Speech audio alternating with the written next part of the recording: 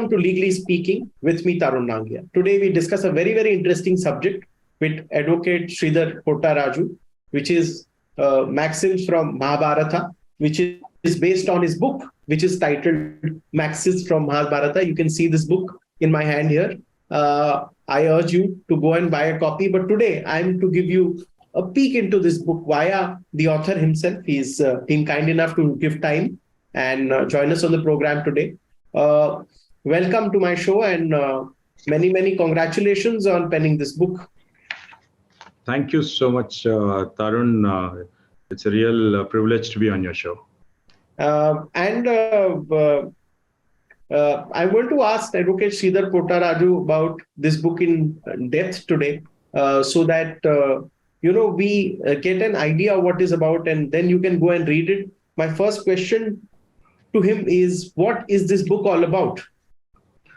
Well, Tarun, I'm a lawyer, has been practicing for nearly 25 years plus now, and had 3 years of LLB in Delhi University as well. So we've been living with Maxims. So it always was something which I felt that with our rich literary and cultural heritage, there is so much in Indian languages which has not been really tapped to communicate and effectively put across a point in our social or other conversations. If you see people in public speaking use their own languages and then use their own maxims and all these things very regularly. But as far as the legal world is concerned, it's completely, I can say, not there at all, or marginally. It is there in some of those judgments authored by scholars in 50s, 60s. You actually have judges who use them extensively. So after that, there is not much usage of that. And I felt, especially to communicate to your clients or to clear your head primarily, you need these small things which work like a instant answer to complex issues. So that's where I felt the need. I think your book is quite a learning for young lawyers. I realized when I read it. Also, we see that many of our great judges of Supreme Court have also referred to Maxims from Mahabharata. I think some of them also part form of your book. Let's get going. Your first chapter is on Dharma. Can you please share some insight on this topic? See, as a civilizational value, Dharma is the core of our civilization in Indian subcontinent. So everyone actually anywhere in any nook or corner of the country would measure up any action in context of dharma. कि यार ये आप जो कर रहे हो ठीक नहीं कर रहे हो. Where does that come from? It comes from an understanding and essential conceptual reference to your dharma in that specific role. So probably we use that in various circumstances. Now, dharma as such is something which is very interesting and a very complex expression. And it's very difficult to define in any other language because that's the depth of Sanskrit as a language, where you won't get an equivalent in any other language. So in this regard, probably the simplest way to put across this concept is in a Shanti Parva, Bhishma Pitama is on the bed of arrows. So Yudhishthir comes and then he has his own questions to which Bhishma answers at length on various things. In this question, Yudhishthira asks Bhishma as to how should one acquire prosperity. I mean, in the contemporary times, that's what everyone of us looks at, probably a latest iPhone or a gadget or a comfortable lifestyle or an upgrade into a business class, whatever it is, it's prosperity primarily. So he says that how do I actually measure whether what I'm doing is right or how do I acquire prosperity? In this regard, in Shanti Parva, Bhishma says this: a man who seeks prosperity only by means approved by dharma. So that actually answers in various means. I mean, if you are in a particular profession, so you need to adhere to the code of ethics of that profession. That's what dharma would mean in that sense. So probably similarly, anyone in any space of their life, when you're looking to acquire prosperity or wealth as one of the dharma, artha, kam, moksha. So that guides the decision making as to whether this acquisition is appropriate, proper, or in conformity with Dharma or not. That's how it will be. And I want to say that even this word dharma comes into our day-to-day life a lot. People do discuss this word a lot, even in the context of law. That Yes. it is not unknown to the subject of law. This word being talked about. I mean, But yeah, you have to say something. no, I'm saying, our motto of the Supreme Court of India is Yato Dharmas Tato Jaya. So that guides the decision making part, and then that's the guiding force for exercise of Article 142 as much. And I So the remember in justice our of the first case. interview, in our first interview a Yes. few months ago, you had spoken about this. Yes. And when we move on to second chapter, your second chapter is about truth. Can you Yes. share an anecdote or two from that chapter for our viewers? See, again, when we talk about truth, so what is the significance or what is the hierarchical status of truth in our civilization or in our space of this part of the world? After Dharma, the highest is truth. The forms of truth, in fact, are also actually mentioned by Bhishma in the same context as to what forms truth. If I can just read it out from Shanti Parva, the forms of the truth assume are impartiality, self-control, forgiveness, modesty, endurance, goodness, renunciation, contemplation, dignity, fortitude, compassion, abstention from injury. These are the various aspects of truth that Bhishma explains. So he's actually analyzing truth as to falling into different aspects in 13 different categories. Truth per se being one, but fortitude, goodness, modesty. Just think about it. Modesty is also considered as an aspect of truth. And then the hierarchical position, in this verse, he would say, neither religious rites, gifts, or penances can redeem either in this world or the other world like truth. So therefore, truth has been given a value which is higher than religious rituals. I mean, that's the kind of depth of this concept of truth for us is.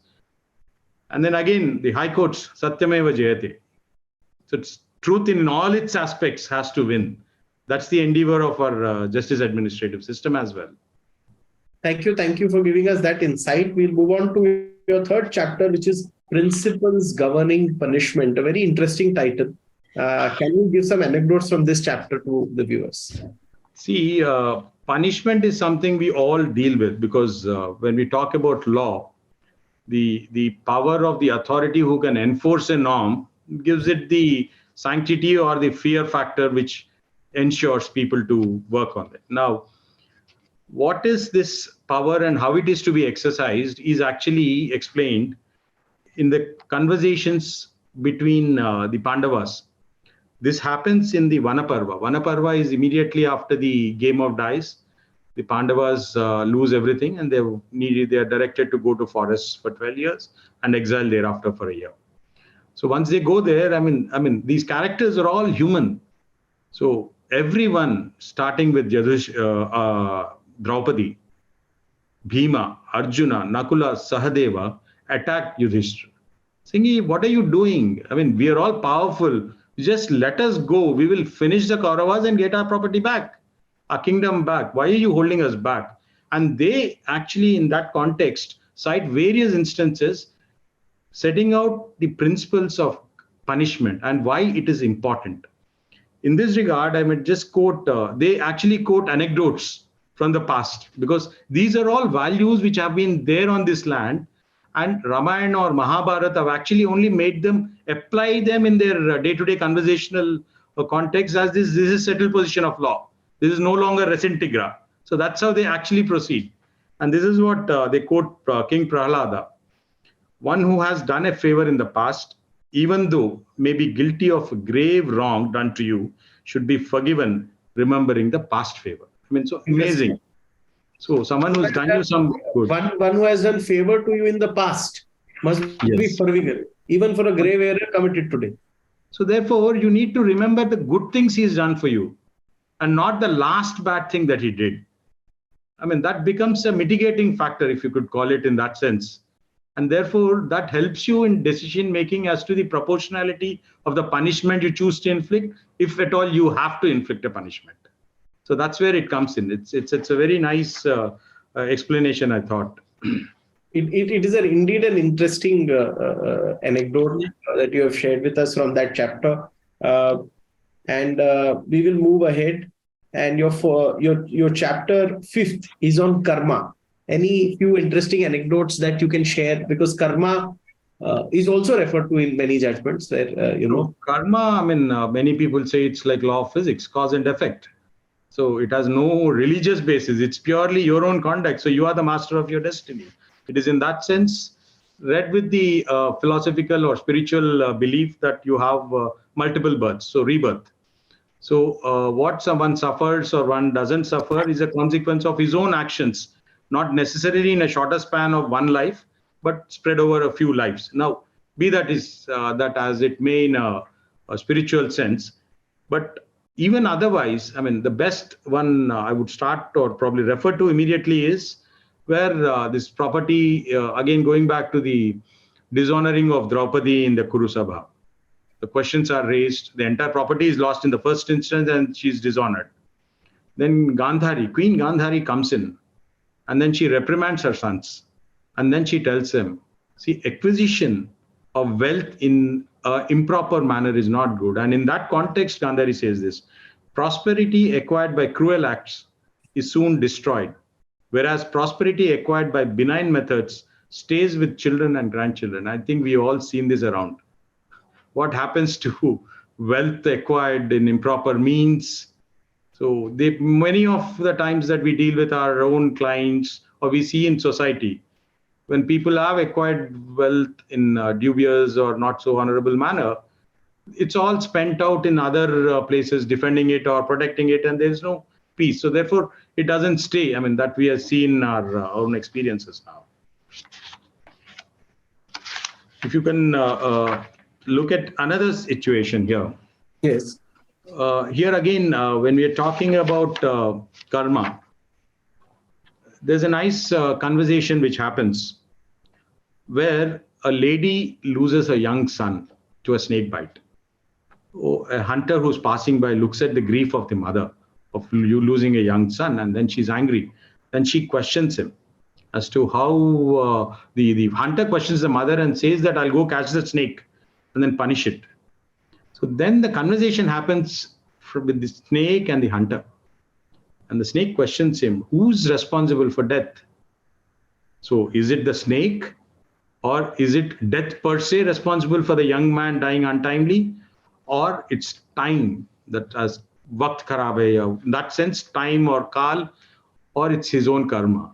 So in that debate or conversational inquiry between the snake, who's trying to save its own life, having caused the death of a young man, it actually probes and then engages the hunter into a debate and stops him from killing him by appealing to his intellect and his reason in this conversation. And then she leads him into believing or understanding that the young man's death, I am a trigger, or probably I'm a cause, but the cause of his death is his own karma of whatever past life, or as the karma philosophy would work.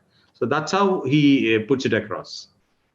I mean, that explains as to what happens to how. I mean, and in Indian context, most of the people, especially in the rural areas, who are still rooted in our own civilizational ethos, etc., they understand things happening to them and they caution children as they raise them, ki please bura mat karo, iska consequences you'll have to bear. And that's correlated also. Now I'm going to an even more interesting concept. On chapter 5, you spoke about hygiene as good conduct. Could you share those anecdotes with the viewers? Well, again, this is also part of Shanti Parva where Bhishma is asked. I mean, see, look at the depth of the queries that Yudhishthira puts to Bhishma on the bed of arrows. I mean, this is the largest chapter or the Parva of Mahabharata, Shanti Parva, followed by Anushasan Parva. In fact, my interest in Mahabharata was triggered to read Shanti Parva and Anushasan Parva, but you need to start from the beginning to actually appreciate a piece of literature or itihasa, whichever way you look at it, to understand the depth and shades of those characters. So in that sense, this question also comes as to what is the way a good person should conduct himself. So when he's talking and describing the aspects of behavior of a good person, Bhishma has this to say: the good or the righteous never answer the calls of nature on the public road, in cow pens or the paddy fields.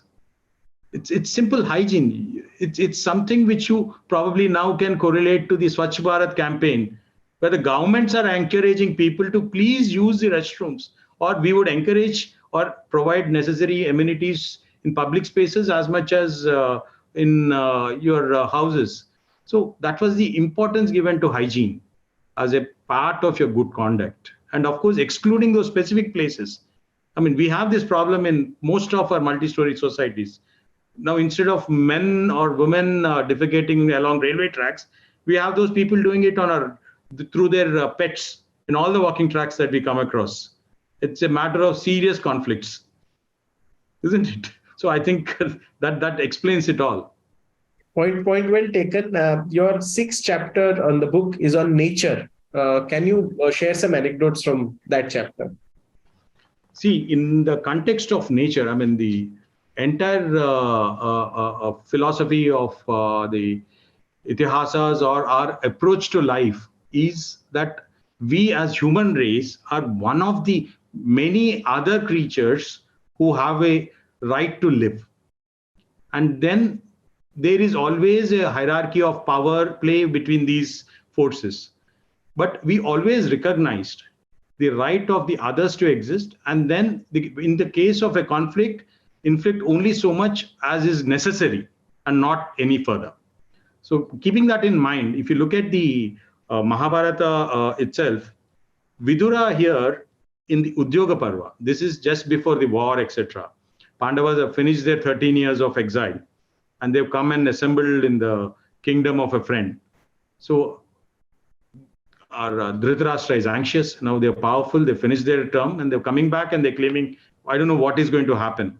It is in this context that Vidura tells Yudhishthira, like Pandavas and the Kauravas are like the forest and the lions. They can't live without each other. The forests protect the lions and the lions protect the forest, or the tigers as you may use it. That shows a depth of understanding of the food chain which operates in a forest. If you just look at it, we have the project tiger. Why do we actually have a project tiger to begin with? Because tiger is the animal amongst the carnivores which is at the highest in the hierarchy, and it keeps the ecological balance in place. Otherwise, the forest will be emptied by deer, etc., because they won't let the trees or the grass grow again. So that's a beautiful concept which they tried to explain through this maxim. So they're teaching environmental values through these maxims, and then it comes in more than one place. In fact, again, I mean, as to how to use nature, or how to what you call benefit from the resources that the nature provides. Here again, it's in Bhishma Parva, where the three folds of fruits of Dharma, wealth and pleasures, can be milked from the earth like from a wish-giving cow, if the resources are used prudently. So, I mean, I in fact mentioned this in my book also, while giving the context to each of these maxims, that Mahatma Gandhi's concept, or when he said, the nature Mother Earth would provide for your needs, not for your greeds. I think this is where probably he was inspired to say that, or articulate it in so many words.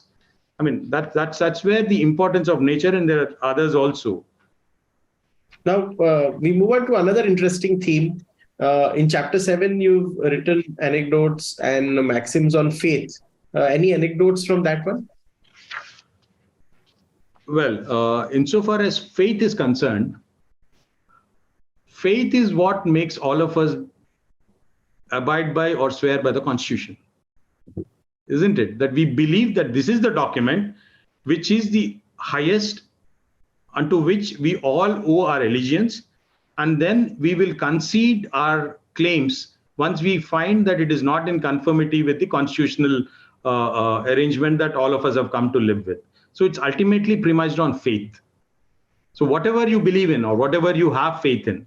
So it is again in this context, in Udyoga Parva itself, Vidura highlights the significance and then the importance of respecting certain things, or he refers to them as fires. I mean, because fire is a very holy and a very revered of the five elements for us. Here he says five fires which are to be worshipped are Father, Mother, Atma, the natural fire itself, and your Guru. So it encompasses everything. The fire is the fire in your belly as much. You need to respect it and have faith in it. Probably that's how I take my inspiration, that if you have a fire in belly, you have faith in that. It is based on some competences that you have and you pursue it. That's the way I would look at this maxim and say that these are the things which have to be worshipped and revered. I mean, that's where he puts across the faith here. And we move on to your chapter 8, which is again very interesting. We see it a lot in courts. It's about anger. Sometimes the lawyers lose temper. Sometimes the judges lose their tempers. Sometimes the litigant also loses it. I know. That is the most difficult part for lawyers to deal with. So, we would have moved on, but the clients won't let you move on physically to explain as to what happened. yes. So it's it could be anyone. It could be the judge, lawyer, or the litigant. Somebody there would be losing his temper, and that Absolutely. is why. Absolutely. Could you share some anecdotes about this interesting chapter? See, again, anger is something which actually would cause a destruction. It causes absence or lack of objective thinking. It actually affects your rationality. So here it is again Yudhishthira who's trying to pacify Draupadi in the Vanaparva itself. She's very angry. And then he highlights to her the consequences of anger. And here he says, anger can make a man kill the one who does not deserve to be killed, and adulate one who deserves to be killed. Anger can cause one's own death. We've seen this. I mean, this happens around us, a momentary rage. I mean, toll gate pay, people getting shot just because they're performing their small duty of collecting the toll fee. The anger of a person leads to serious consequences, including to themselves.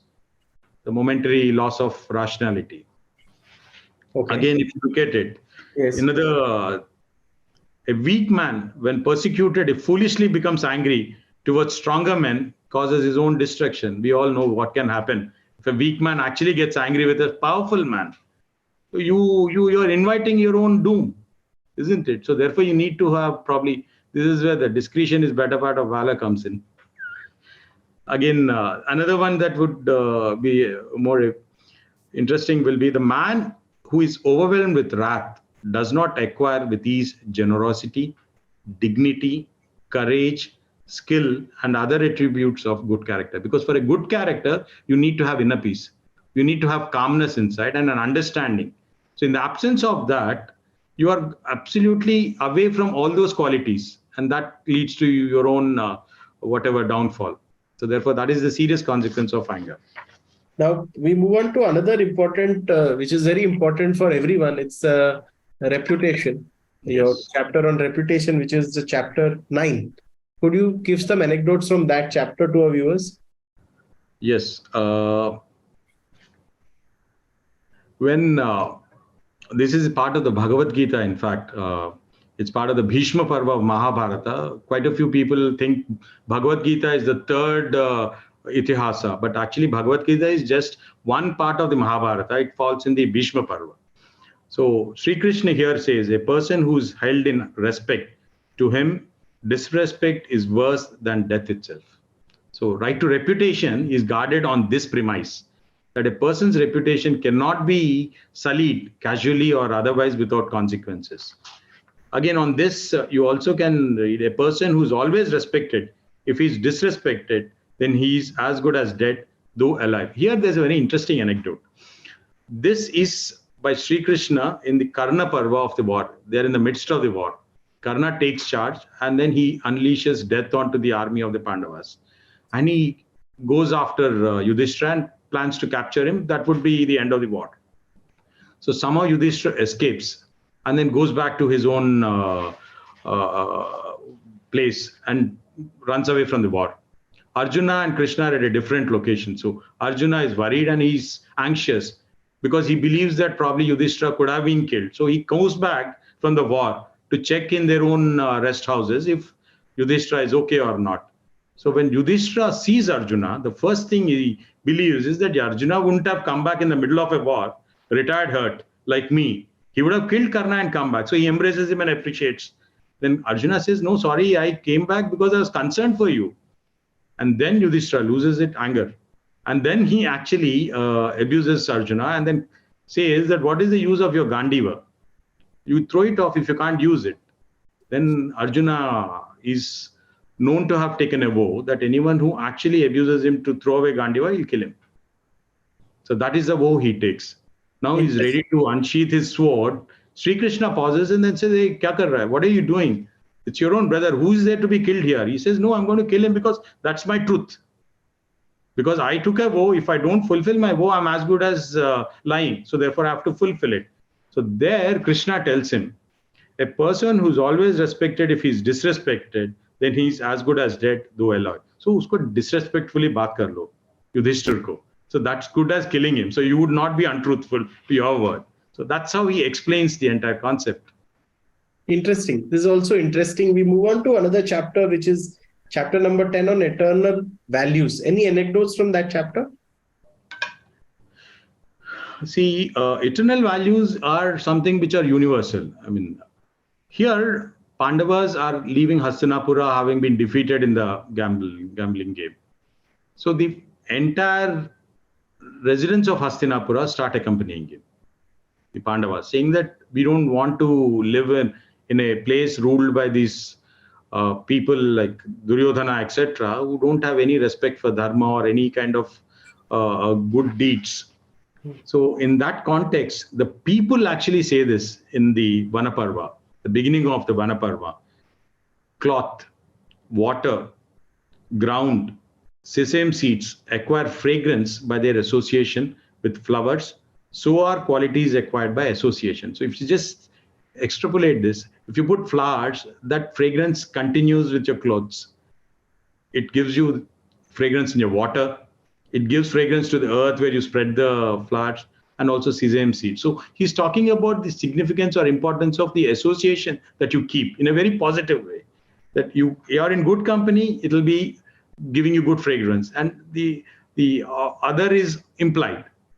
Similarly, delusion entangles the mind when associated with fools, while the association with the wise and the good leads one on the path of dharma. Here I have a very contextual modern example that I experienced myself. You're invariably put into multiple WhatsApp groups these days. Whether you like it, you don't like it, you want to be there, and it becomes embarrassing sometimes to exit it. And then I have a habit of reading whatever comes my way. Then I realized, boss, this kind of conversations which keep happening have started disturbing me. So I had to figure a way out, boss, this is not done. So you need to find a way of probably escaping from those conversations or such toxicity in the social media. So, I mean, I've experienced this personally. Delusion entangles you. Suddenly think, hey, what's happening? Is this true? Again, another one where grief in thousands and fear in hundreds day after day overwhelm the ignorant, but not the wise. See, here, I think it's about our lack of clarity in our situation in life and also the understanding of the world around us. That creates a lot of delusions and false sense of entitlements, leading to disappointments as much. So I think clarity about your own understanding of yourself, your circumstances of life, your opportunities would help people. And then once someone is clear, he would not be in grief because he understands and analyzes his circumstances quite well. So that's something where, I mean, if you look at it from a forgiveness perspective, forgiveness is dharma, forgiveness is sacrifice, forgiveness is the quintessence of Vedas, forgiveness is the essence of Shruti. He who knows this is capable of forgiving everything. So the importance of forgiveness. So somebody, whatsoever be the gravest of offense, if he seeks forgiveness, and by forgiving, you actually heal yourself because it actually gives you a lot of relief. And then this is also part of Vanaparva, again, Yudhishthira. he says that though we are in exile, that was the terms of the game. Let's forgive him for all his wrongs. The others are not able to forgive him. That's where he cites this. And then another important thing that we need to look at in the contemporary times, especially a lot of adolescents and young, no person should ever belittle himself. For the person who belittles himself never obtains prosperity, because you're downgrading yourself in your own eyes and in the eyes of the people around you.